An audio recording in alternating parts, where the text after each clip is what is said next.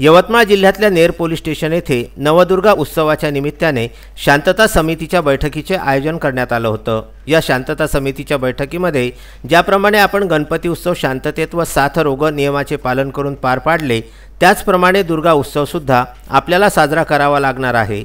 या नवदुर्गा उत्सवामध्ये दांडिया गरबाला परवानगी नाकारण्यात आलेली आहे। सर्व दुर्गा उत्सव मंडळांनी सॅनिटायझरचा वापर करणे गरजेचे आहे। या बैठकीमध्ये दारव्हा येथील उपविभागीय पोलीस अधिकारी तर नेर तहसीलचे नायब तहसीलदार संजय भोयर, पोलीस स्टेशनचे ठाणेदार ज्ञानेश्वर घुगे, शांतता समितीचे सदस्य मजहर खान, जफर खान, सुनील खाडे, पुरुषोत्तम लाहोटी, पंजाब शिरभाते, गणेश राऊत, दीपक आडे, वंदना मिसळे, चोपडे व अन्य शांतता समितीचे पदाधिकारी व सदस्य उपस्थित होते।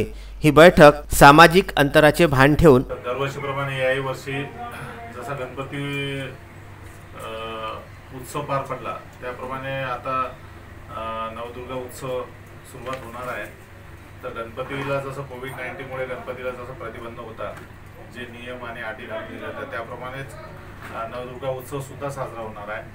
यामध्ये कुठलीही मिरवणूक राहणार नाही, कुठलाही मोठा सार्वजनिक उपक्रम राबवता येणार नाही असं सर्व मंडळांना सूचना दिलेल्या आहेत आणि त्याप्रमाणे शांततेत हा दुर्गा उत्सव पार पडणार आहे, जेणेकरून आपण कोविड-19 याचा प्रादुर्भाव होणार नाही याची सर्वतोपरी सगळ्यांनी काळजी घेण्यासाठी हा दुर्गा उत्सव गणपतीप्रमाणे साजरा होणार आहे।